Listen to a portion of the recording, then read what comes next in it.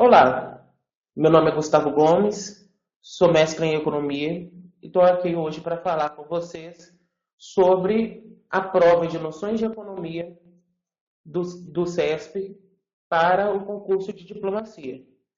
E mais especificamente, nós vamos falar sobre macroeconomia. Vamos lá? Uma breve apresentação. Como eu já disse, meu nome é Gustavo Gomes, eu sou mestre em economia pela Universidade Federal do Ceará. Sou graduado em Economia pela PUC Minas e atualmente eu trabalho na Fundação Dom Cabral como pesquisador, sou analista de conjuntura no Observatório de Políticas Econômicas do Núcleo de Estratégia e Negócios Internacionais. Então eu trabalho tanto com análise de conjuntura, como previsão de cenários, trabalho com reporte de conjuntura nacional. Eu estou bem por dentro dessa área da macroeconomia, o que me gradua para falar com vocês um pouco sobre a prova do CESP para diplomacia, para entrar no Instituto Barão do Rio Branco. Então vamos falar sobre isso hoje. Nosso plano de voo é simples. Nós temos 4 pontos que são: 1. Conversar um pouco sobre a prova de noções em economia. Desmistificar o que ela realmente é, quantas vezes aparecem as questões de economia, como que elas funcionam. E depois a gente vai falar mais especificamente uma motivação da disciplina de macroeconomia. Por que que o aluno deve estudar macroeconomia tão a fundo para fazer a prova? E além disso, por que que isso é importante para a carreira de diplomata? Então a gente vai conversar um pouquinho sobre isso. Quais são os principais pontos que eu preciso ter? O que eu preciso saber para realmente exercer essa função e para eu poder fazer essa prova com sucesso? No nosso terceiro ponto, a gente vai falar de um elo entre a macroeconomia e a formação econômica do Brasil, a FEB. Por que que é importante saber macroeconomia para entender a história econômica do Brasil? Porque entender de história, entender de fatos e dados, não é suficiente. Você tem que saber analisar fatos e dados. Então a gente vai conversar um pouco sobre isso. E no quarto momento a gente vai fazer a apresentação do meu plano de curso e a gente vai fazer alguns insights iniciais sobre como funcionará esse curso e já uma apresentação da primeira parte desse curso de macroeconomia, tudo bem? A prova de noções da economia, ela aparece na primeira e na terceira das 4 fases do concurso para diplomata. Na primeira fase, a gente tem uma prova objetiva. Das questões, nós temos 6 questões que são de economia, de noções em economia. Dessas 6 questões, 3 são de macroeconomia, 3 são de formação econômica do Brasil. Ora, metade das questões da primeira fase são sobre o nosso tema de estudo aqui, macroeconomia. E daqui a pouquinho vocês vão ver que essas outras 3 questões de FEB também fazem parte indiretamente do nosso curso. Tudo bem?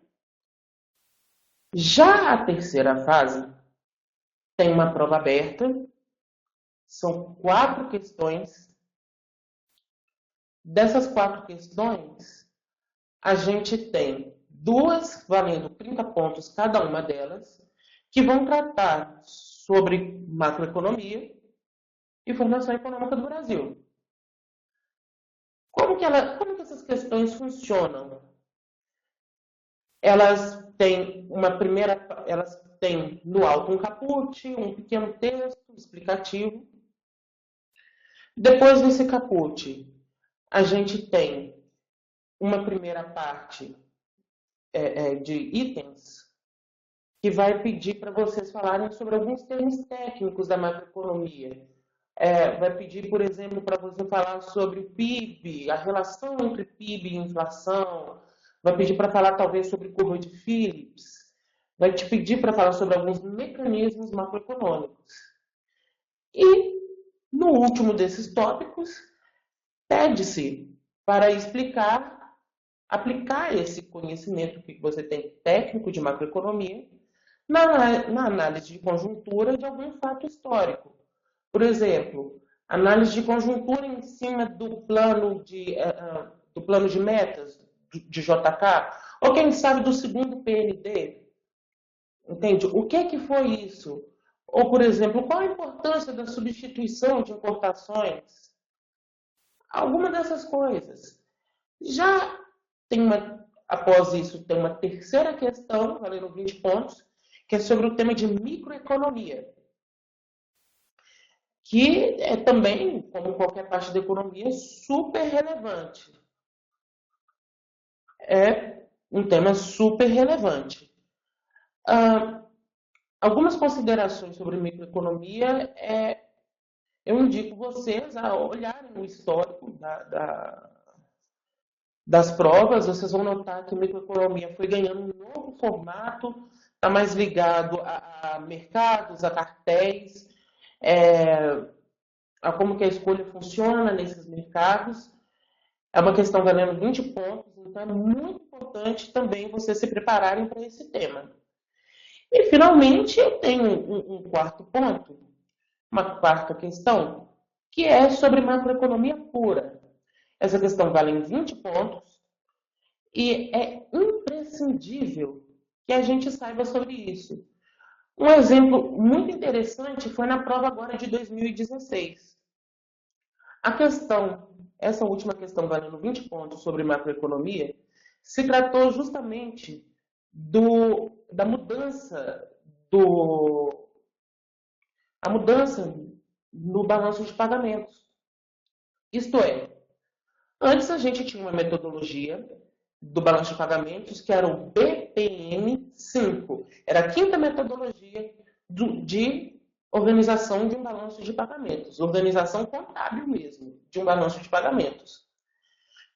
A partir de 2015, nós passamos a tratar o BPM6, que é a sexta metodologia de construção de balanços de pagamentos.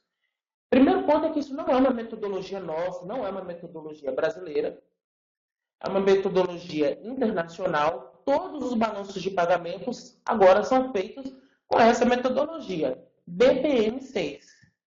E a questão perguntou, qual é a diferença entre o BPM5 e o BPM6? Quem não estava ligado que existiu essa mudança e qual foi a diferença entre o BPM5 e o 6, perdeu 20 pontos de cara.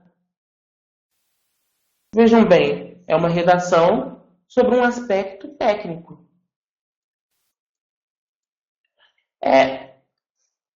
Para quem não sabe, a diferença que existiu entre essas duas metodologias de balanço de pagamento está principalmente ali na conta de investimentos externos líquidos. Ela passou a ser contabilizada de uma forma diferente. Então, esse conhecimento técnico é mister para quem quer se tornar diplomata, quer prestar o concurso do CESP. Por que isso é importante? Agora eu quero fazer uma motivação com você sobre por que estudar macroeconomia aqui. A economia é a ciência que estuda relações. E a macroeconomia, a gente estuda a relação agregada das variáveis. Então, por exemplo, quando eu trato de preços, por exemplo, eu estou falando de inflação. Okay.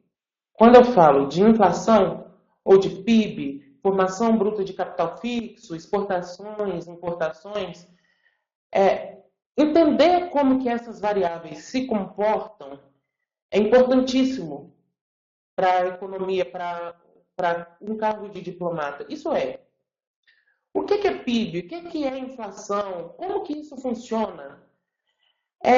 Saber fazer a análise clara dessas variáveis é importantíssimo, porque não basta você saber, por exemplo, que o PIB brasileiro pode decrescer em 2015 em cerca de 3,30%. É decrescer em relação a quê? Como que isso funciona? Isso nós vamos te ensinar aqui no curso.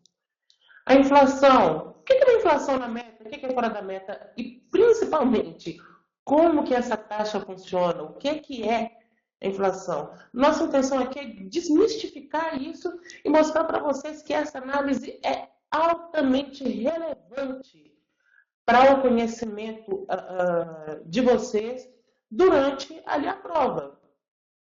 Além disso, é importante a gente estudar macroeconomia para fazer o que eu chamo de análise de conjuntura. Uma coisa é eu analisar, por exemplo, o PIB, o Produto Interno Bruto, saber como ele está se comportando. Outra coisa relevante é eu saber qual que é a relação entre o PIB e as demais variáveis. Por exemplo, se eu te der duas informações, o PIB brasileiro, em expectativas, está tendendo a crescer. Isso é, desde o meados do primeiro trimestre para cá, os mercados estão revisando as expectativas sobre o Produto Interno Bruto de 2016 positivamente. Antes, esperava-se cerca de 4% de decréscimo do PIB entre 2015 e 2016, e agora estamos esperando 3,3% de contração, ou seja, o PIB vai ficar menor em 3,3%. Já a inflação, durante este ano de 2016, ela tem apresentado um comportamento desacelerador. Isso é, nos primeiros meses do ano, a inflação crescia mais do que nos meses atuais. Por exemplo, se você pegar agosto, setembro, outubro, nós temos apresentado taxas recorde de inflação baixa. Mas o que isso quer dizer? Qual é a relação entre essas duas variáveis? Como que o PIB impacta a inflação? Como a inflação impacta o PIB? Fazer essa análise de conjuntura é importantíssima. Por exemplo, eu, por saber fazer análise de conjuntura, sei explicar para vocês que, na verdade, sobre essa crise que o país tem passado, nós já passamos da pior fase. O ponto mínimo está lá entre o primeiro e o segundo trimestre. A partir de agora, terceiros e quartos trimestres, nós estamos apresentando o que a gente chama de virada. Antes a gente estava decrescendo a uma velocidade muito rápida, agora essa velocidade tendeu a ficar mais lenta e começou a se tornar positiva. É como eu disse, no início do ano esperávamos cerca de 4% de contração. Por quê? A economia estava em queda, a inflação estava alta. Agora, o que a gente está vendo é que o produto interno está voltando a apresentar sinais de crescimento. E esse crescimento parece ser sustentado porque as nossas taxas de inflação estão decrescendo.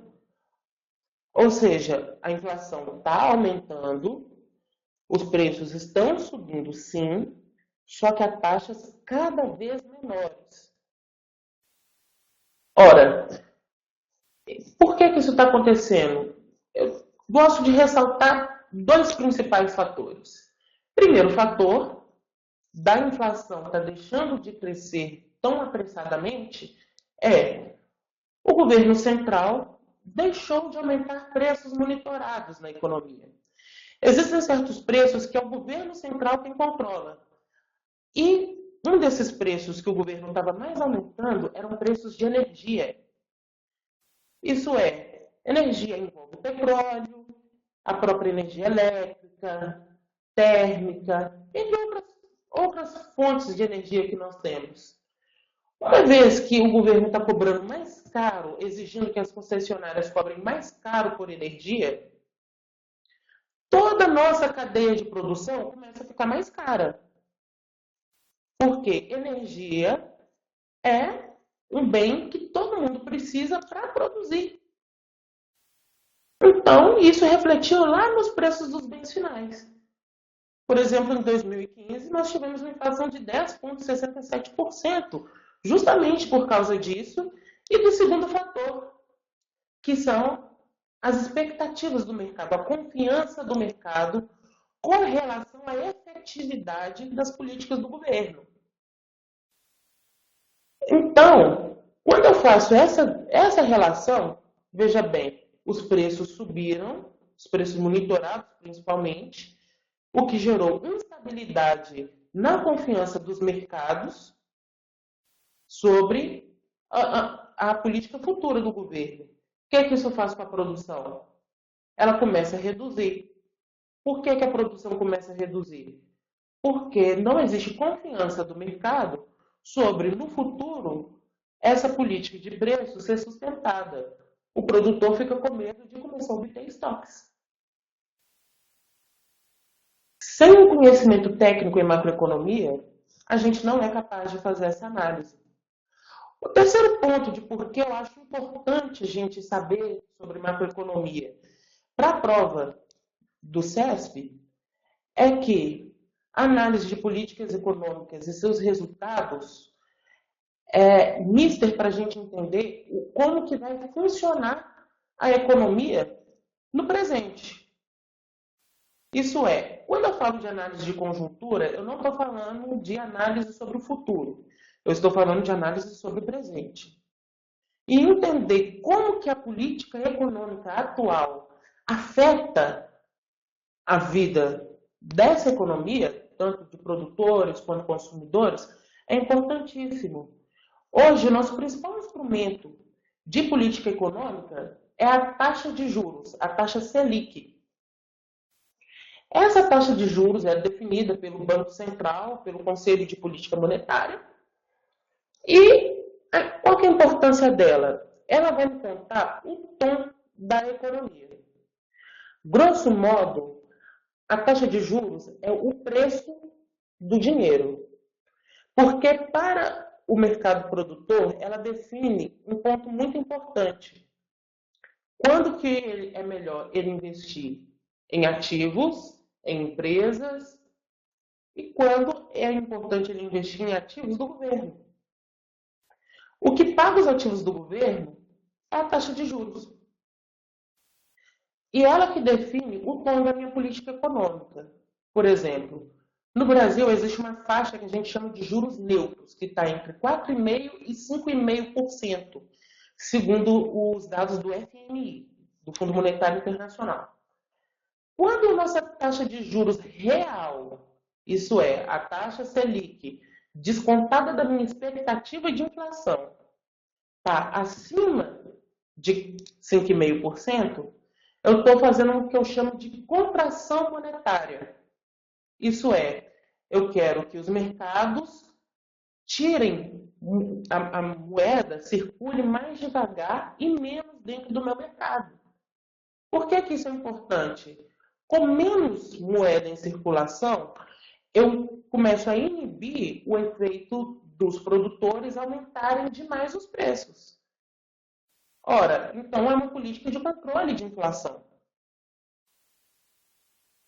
Por outro lado, quando eu estou também com uma taxa de juros muito alta, que é igual ao nosso caso, a nossa taxa Selic, desde 2014, o governo começou a fazer uma política econômica com ela, aumentando a Selic, que graduou desde 9,5% até 13,75%.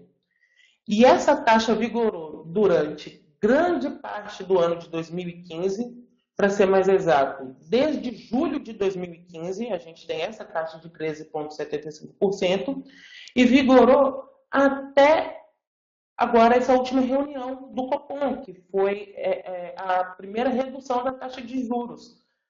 Aconteceu em novembro. Esse tempo todo, nós tivemos num período que a gente chama de contração monetária forte. Por quê? Descontando essa taxa Selic da minha expectativa de inflação, eu tinha uma taxa de juros real que era cerca de 7,5% a 8,5%. Ou seja, pelo menos 3 pontos acima do que eu falei que eram os juros neutros, 5,5%. Uma vez que isso acontece, o mercado deixa de ter investimentos em formação bruta de capital fixo.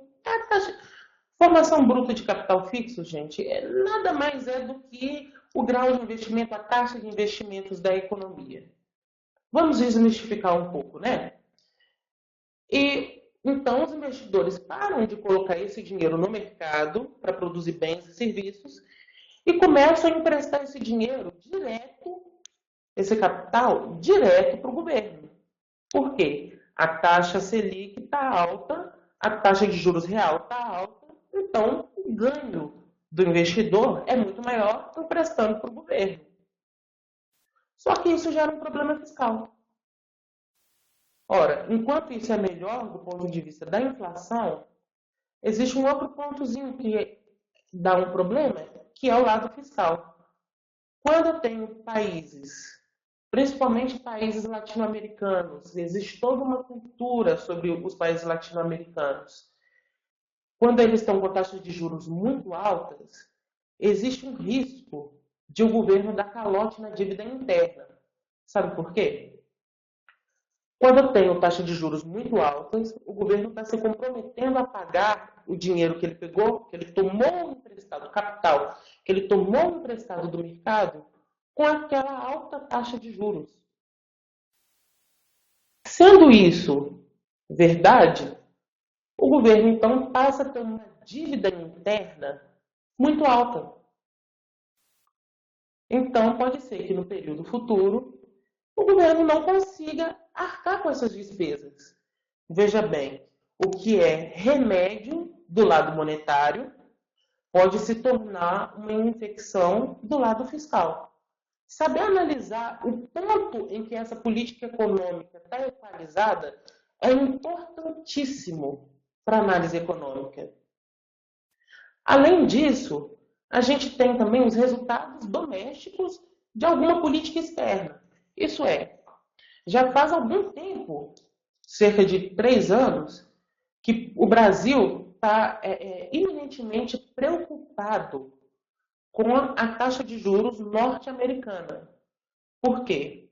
Os Estados Unidos, enquanto o Brasil sofre um problema de inflação, às vezes excessiva, os Estados Unidos estavam sofrendo um problema contrário, que a gente chama de deflação. É quando os preços hoje são mais baixos, percentualmente, do que os preços ontem. Então, nesse caso, os Estados Unidos fizeram políticas expansionistas. Pegaram a taxa de juros e abaixaram ela abaixo do ponto neutro. Aí analisa toda a reversa do que aconteceu no Brasil. Os títulos americanos ficam mais seguros ainda, e isso do lado fiscal e do lado monetário existia um incentivo ao mercado voltar a funcionar.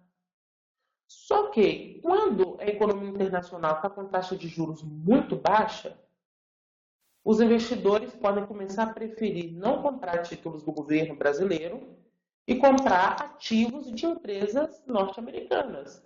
Ora, existe uma política que está querendo pressionar esse mercado a funcionar. Então, se hoje tem essa política, amanhã tem ganhos maiores. Quanto mais capital eu investir, maior é meu retorno. Do ponto de vista da economia brasileira, isso é uma perda. Então, o resultado dessa política expansionista nos Estados Unidos foi parte de fuga de capitais da economia brasileira.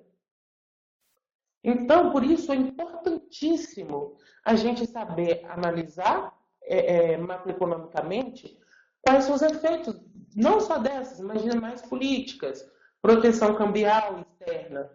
Proteção cambial é um assunto que vai sempre permear a vida de vocês. E por último, para eu não me delongar muito, análise de cenários. Ora, enquanto conjuntura econômica eu estou fazendo o retrato da minha economia atual, eu tenho uma segunda parte que fala sobre cenários, que usa do meu histórico da economia, junto da fotografia atual, da conjuntura atual, para prever como essa economia estará no futuro. Por exemplo, hoje nós temos certa segurança em dizer que em 2017 o PIB brasileiro volta a ser positivo. Isso é um cenário provável. Existe uma piadinha que fala assim, economista é muito difícil. No início do ano, economista fala que uma variável vai crescer. Por exemplo, o PIB vai crescer 5%. Aí em março, ele fala, não é 5% mais, agora é 3%. Não, agora em outubro, novembro, já não é 3%, é 2,5%. E chega no final do ano, esse valor está assim, 2% de crescimento do PIB. O que acontece que faz os economistas não acertarem essa taxa desde o início do ano? É porque, na verdade, o valor que nós apresentamos, a estimativa que nós damos, como o próprio nome diz, é uma estimativa. Não é o valor real. É o que nós esperamos que aconteça, dado o cenário atual e dado o histórico da nossa economia. Se você quiser uma aplicação fácil disso, para a vida cotidiana de vocês, é o seguinte. Se eu perguntar para cada um de vocês se vai chover amanhã, bem, dado o histórico do clima brasileiro, a gente sabe que novembro e dezembro são meses que costuma chover em várias regiões do país. Então, você vai me dizer, não, Gustavo, amanhã vai chover sim. Só que, olhando lá para fora da minha janela hoje, eu estou vendo que tem um sol e que está 26 graus. Será que vai chover amanhã? Pode ser que não. E depois de amanhã? Vai depender o quê? Do meu clima amanhã. Então, é assim que a previsão de cenários na economia vai funcionar. E chegar na prova e saber prever qual que é o cenário ideal é o mais importante para vocês. Porque existem perguntas na prova que o SESC aplica para o Instituto Barão do Rio Branco, que elas estão muito baseadas em qual é o feeling do analista. Uma mesma questão aplicada em 2 anos diferentes podem implicar em respostas opostas, porque o cenário atual está diferente. Tudo bem?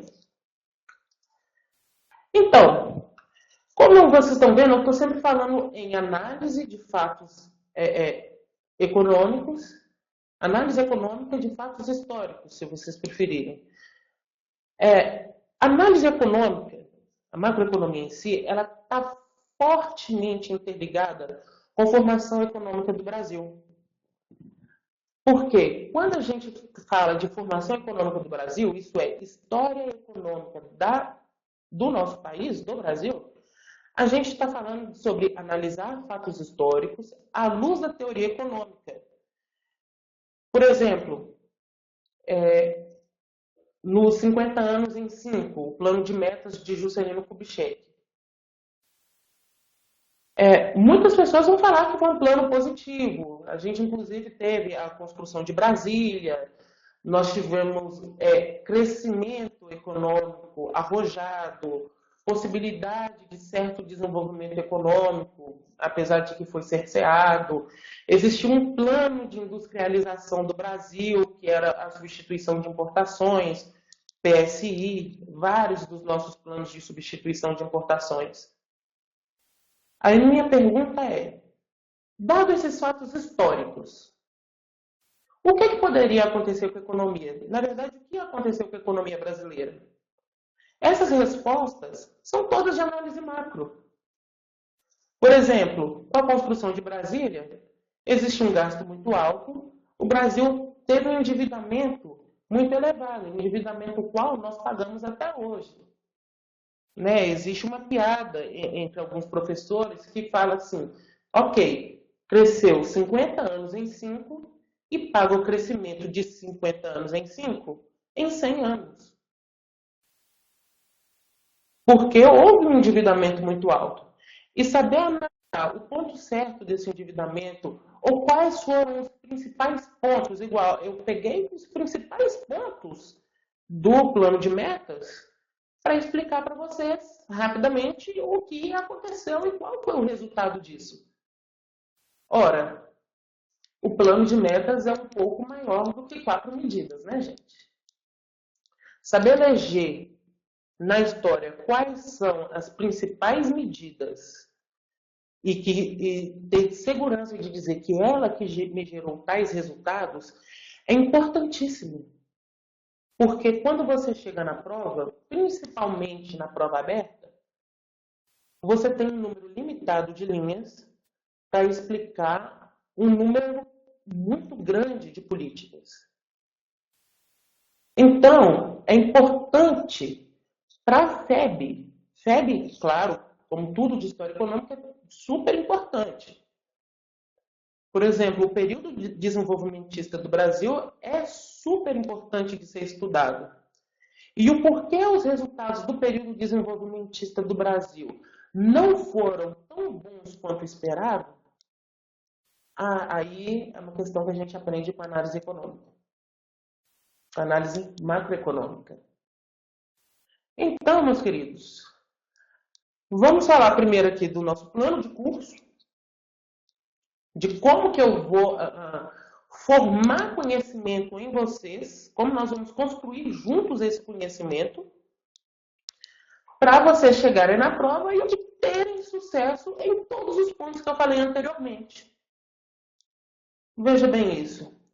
Primeiro ponto do plano de curso que eu montei foi pensar num plano que se ligasse diretamente à prova do CESP. Porque o nosso primeiro foco aqui é o concurso. Então, eu dividi nas mesmas categorias, nos mesmos capítulos que o edital do CESP colocou. Primeiro, contabilidade nacional ou contabilidade social. Segundo, determinação da renda, do produto e de preços. Terceiro, teoria monetária ou economia monetária. Quarto, emprego e renda. Para cada parte desse plano de curso, eu estou pegando o melhor material que nós temos no mercado para construir esse conhecimento. Por exemplo, em teoria monetária, eu vou usar uma parte que está ali, uma parte que está disposta inicialmente no livro do Simonsen e Cisne, o Macroeconomia, de 1995, enquanto na parte emprego e renda também eu vou usar um pouco esse livro, mas eu vou usar uma parte do Vasconcelos, uma parte do Olivier Blanchard, vou usar bastante coisa de livros que não são comuns ao ensino de graduação aqui no Brasil, mas são imprescindíveis, que é o Sargent, o próprio livro do Maynard Keynes, que é o Teoria Geral do Emprego, do Juro e da Moeda. Eu tenho intenção de usar várias coisas que estão dentro do Turnovsky, que é um livro importantíssimo. Eu vou desmistificar muito daquele livro de análise dinâmica de modelos macroeconômicos, que é um livro muito tradicional no meio acadêmico, no meio de pesquisa, só que ele é muito pesado, assim como a Semoglu também, que são bibliografias super pesadas e que necessitam muito de uma análise séria e mastigada. Bem, então eu dividi, como eu disse, nos mesmos capítulos: contabilidade nacional, determinação da renda, do produto e dos preços, teoria monetária, emprego e renda. Aqui a gente está formando, então, 4 mercados, se vocês notarem bem. A contabilidade nacional, ela vai falar sobre produto, renda, despesa, basicamente. Tem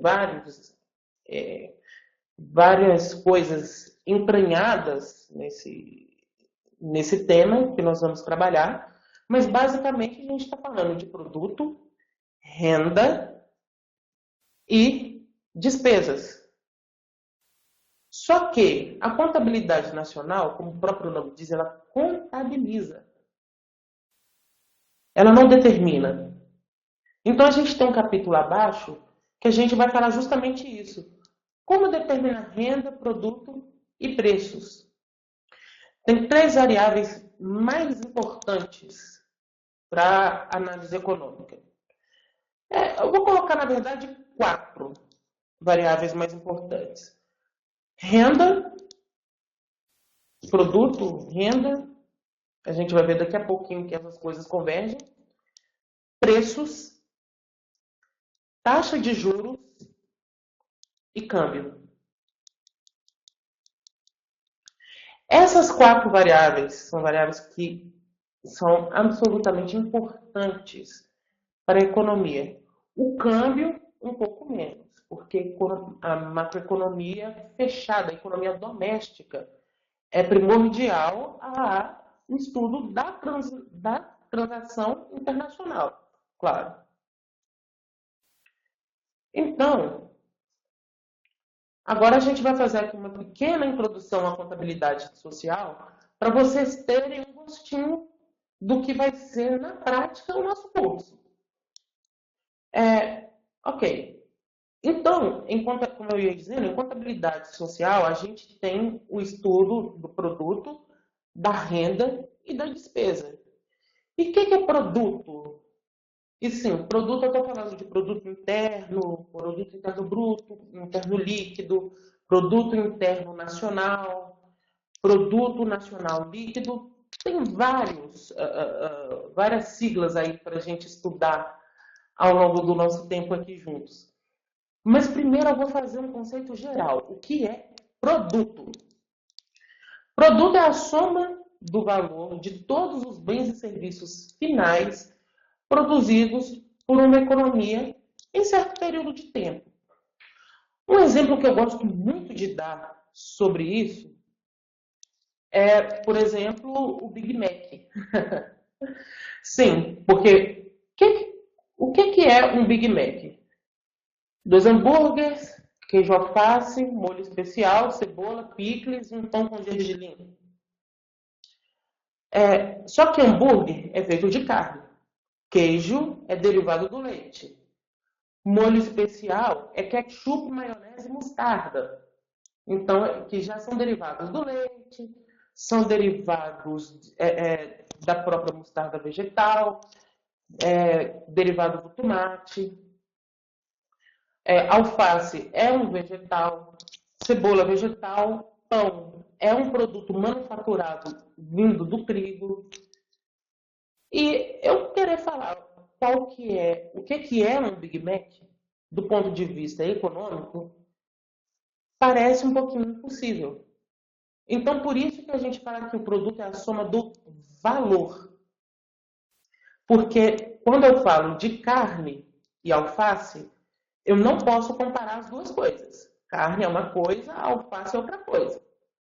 Só que, quando eu falo do valor da carne e do valor do alface, eu tenho uma unidade de medida em comum.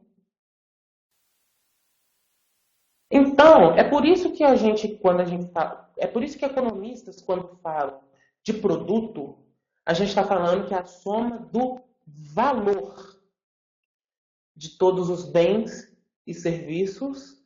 Agora, mais uma palavra para vocês prestarem atenção, que não são todos os bens e serviços da economia. São só bens e serviços finais produzidos pela economia num período de tempo, por exemplo, 2016. Por que eu usei esse termo finais? Bem e serviço final, produtos finais, nada mais são do que aqueles produtos que chegam ao consumidor, chegam às famílias. Por que isso é importante? Olha no Big Mac, o pão. O que precisa para eu fazer pão? Trigo, sal, creio eu que ovos e o gergelim. Só que se eu contar no meu PIB, por exemplo, no meu produto, se eu contar o trigo, e aí depois eu contar o valor do trigo e eu contar o valor do pão, eu estou contando o trigo por 2 vezes. Então, para evitar esse male, que a gente chama de dupla contagem, isso é uma coisa ruim, contar uma mesma coisa 2 vezes. Então, a gente não conta o trigo. Por quê? Aquele trigo foi usado para fazer o pão. E o pão foi o que chegou no consumidor. Então, é importante a gente ter isso bem claro. Dentro de graduações, pós-graduações em economia, provas de concurso, eu vejo uma taxa de erros muito grande, justamente por causa dessas simples palavras. As pessoas esquecem de que são bens finais. E a intenção da concessionária que está fazendo aquele concurso é pegar todo mundo no detalhe mínimo, né? Apesar que se é detalhe já é mínimo. Mas é pegar todo mundo ali no detalhe. Então ele coloca na questão um bem intermediário, que no caso é o trigo, e um bem final, que no caso é o pão, e pede para você calcular o PIB daquela economia. Coloca várias outras coisas, mas dentre essas ele coloca trigo e pão. E a pessoa erra a questão justamente porque ela soma trigo com pão, sendo que isso não pode acontecer. Trigo é bem intermediário, pão é bem final. E, matematicamente falando, o que é o produto? Produto é a soma, está lá embaixo no slide, gente. Produto é igual a soma de preço vezes quantidade. O que é o preço do produto? E quantidade, a quantidade de produtos vendidos, a quantidade de pães que eu vendi, somado com a quantidade de alface que eu vendi, somado com a quantidade de molho especial que eu preparei e vendi. A soma disso tudo, dos N produtos que tem na economia, gera o meu PIB, o meu produto. Legal? Agora, quando eu falo de contabilidade nacional, existe outro fator importante que é a renda. Produto é aquilo que é produzido na economia. É a soma do valor de todos os bens e serviços finais produzidos na economia em um dado período de tempo. Mas quem detém esses meios de produção na economia são, grosso modo, as famílias. Porque as famílias, se tem um empresário na sua família, ele detém uma empresa, a empresa é um meio produtivo, pessoas trabalham ali. Então, o que é a renda? A renda é a soma, novamente, sempre isso. Produto é a soma, renda também é a soma de todos os rendimentos pagos às famílias que são proprietárias de fatores de produção pela utilização de serviços produtivos em um determinado período de tempo. Para resumir, Renda podem ser 4 coisas. Renda pode ser salário, renda pode ser juros, aluguéis ou lucros. Renda é tudo que eu recebo, todo o valor que eu recebo. Então, se eu trabalho numa empresa, eu recebo salário. Se eu sou investidor, eu coloco capital no mercado, eu recebo juros por esse capital. Se eu possuo imóveis, eu posso alugar. Não só imóveis, se eu possuo maquinário, se eu possuo capital físico, eu posso pegar esse capital físico e transformá-lo em aluguéis. Ganho aluguéis com isso. E lucros. O salário do empresário é o lucro da empresa. Tudo bem? Essas 4 coisas é para onde o produto é revertido. Ora, mas como que se dá essa relação entre produto e renda, que eu tanto estou falando? A gente vai precisar conhecer mais uma coisa para aprender isso, que é o conceito de despesas.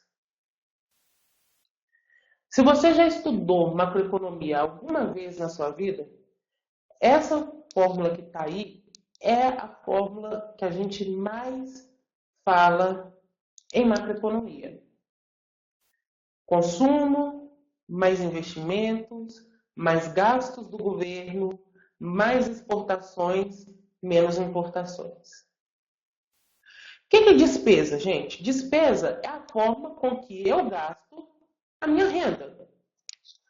Tranquilo? Ou seja, se eu juntar todas as formas possíveis do mercado nacional, do mercado interno, gastar a renda, gastar os recursos, eu descubro que eu posso consolidar isso nessas contas.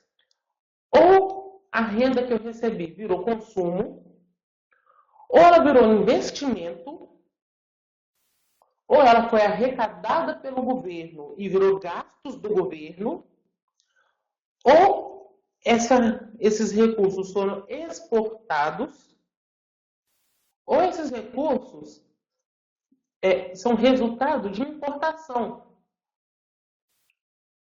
É muito importante a gente conhecer essas variáveis claramente.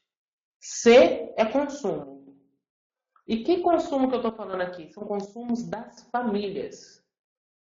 Então, é o consumo básico que a gente vê todo dia. É comprar um celular, é comprar alimentos, é comprar um carro, é pegar, no popular, é o torrar o salário. É pegar meu salário e gastar ele todo.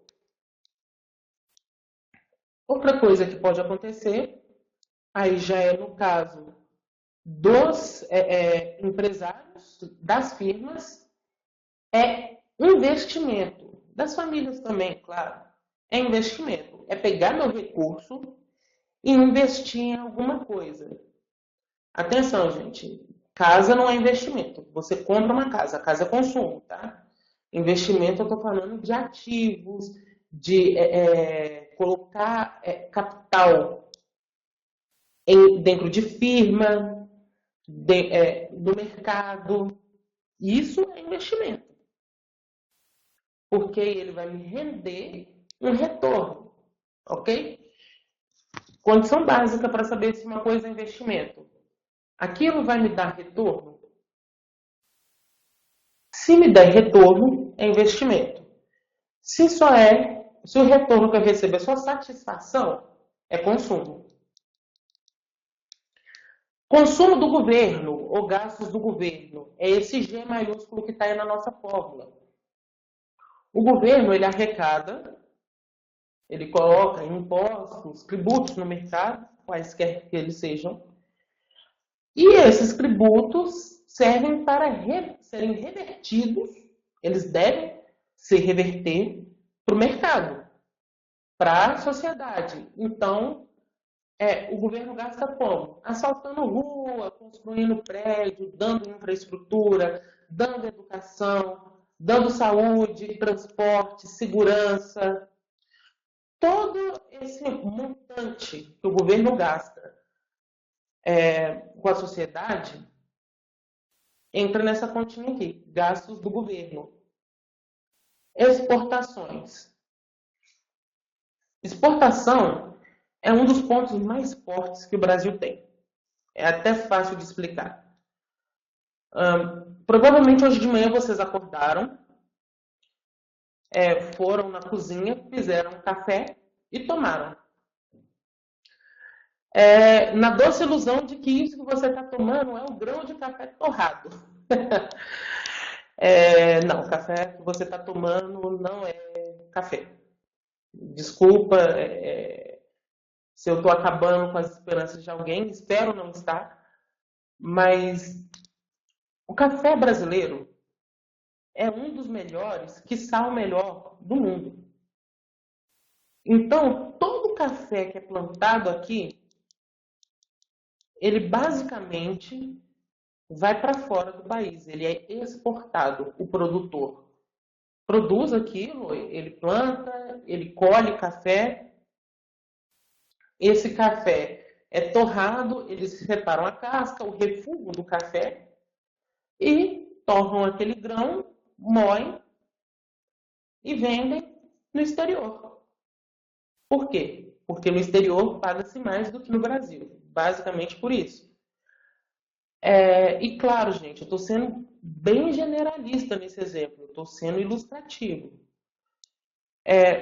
O café que a gente consome aqui no Brasil, essas marcas mais comuns, ele costuma ser refúgio do café, misturado com algumas outras coisas. Tem até milho envolvido nisso, tá? Ok. Vamos esquecer um pouquinho o café interno e vamos pensar um pouco no café exportado. Esse café que é exportado, ele vai ser consumido por alguém, por exemplo, na Holanda, um país qualquer. Então, é uma produção interna, foi produzida aqui no território brasileiro, mas ele só virou consumo lá fora. Então, essa exportação, essa conta, eu chamo ela de exportação de bens e serviços. É representado aqui na nossa fórmula X. Tudo bem? E por fim, tem o caso contrário. Por exemplo, se você compra um carro que não seja nacional, esse valor do carro, ele não é contabilizado no PIB brasileiro. Ele é contabilizado no PIB do país que produziu. Tudo bem? Ou outra coisa, um computador. Ou um iPhone. Eu creio que iPhone é o melhor exemplo que eu posso dar hoje em dia. iPhones não são produzidos no Brasil. iPhones são importados para o Brasil. Então, esse valor do iPhone, ele é contabilizado lá nos Estados Unidos ou em Singapura, onde eles realmente são feitos, mas ele é contabilizado lá como exportação nesse outro país estrangeiro. Então, até pelo princípio contábil das partidas dobradas, se lá ele é exportação, aonde ele foi vendido, ele é importação. Somando, gente, essas 5 contas, sempre lembrando, essa parte de contabilidade nacional é tudo isso. Despesa é a soma de todas as formas. Se você quiser colocar dessa forma, pode, tá bom? A soma de todas as formas que os agentes econômicos alocam seus recursos. Então, finalmente, a gente tem aqui o que a gente chama de identidade macroeconômica básica. Isso aqui é basicamente um mantra do macroeconomista. Assim, se isso der errado na vida de um macroeconomista, ele não consegue nem seguir em frente. O quê? Numa economia em equilíbrio. Presta bem atenção nesse termo. Equilíbrio. O total de produto, renda e despesa são iguais. E assim se forma o que a gente chama de fluxo circular da renda. Ora, produto é igual a renda, que é igual a despesa. E despesa, claro, então, é igual a produto, que é igual a renda. Por isso, fluxo circular. Para o mercado produzir, para alguém na economia produzir, essa pessoa precisa ter recurso. Então, essa pessoa produz. Suponha um trabalhador. O trabalhador vai na empresa todo dia, ele produz alguma coisa e espera-se que mensalmente ele receba um salário. Esse salário que ele recebe é uma renda que ele vai transformar em consumo. Ora, o meu salário virou, então, o arroz, o feijão na minha despensa, virou o meu celular, minha renda virou, sei lá, a minha ida no barzinho à noite, virou o meu curso no CER, meu curso aqui de macroeconomia, virou consumo. Talvez virou investimento, comprei, sei lá, letras do câmbio. Uma parte desse valor que eu consumi vira ICMS, vira arrecadação do governo. O governo gasta isso asfaltando minha rua, ou pelo menos deveria gastar asfaltando minha rua. Nossa conversa aqui não vai ser política. Eu posso, talvez, pegar esse salário e simplesmente remeter para um parente que está no exterior. Eu dou destinações para minha renda.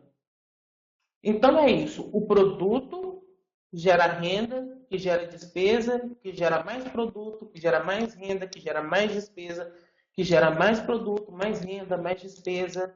E não necessariamente nessa ordem, tá, gente? Produto pode virar despesa. O agricultor, ele pode produzir cana-de-açúcar e vender para fora, exportar. Ele exportou cana-de-açúcar e exportação de bens e serviços. Ok? Aí, no caso, o produto virou despesa direto. Tudo bem? Isso é um exemplo bem simplista, claro. Então, meus caros, esse era o gostinho inicial que eu queria dar para vocês sobre o que vai ser a nossa disciplina de macroeconomia.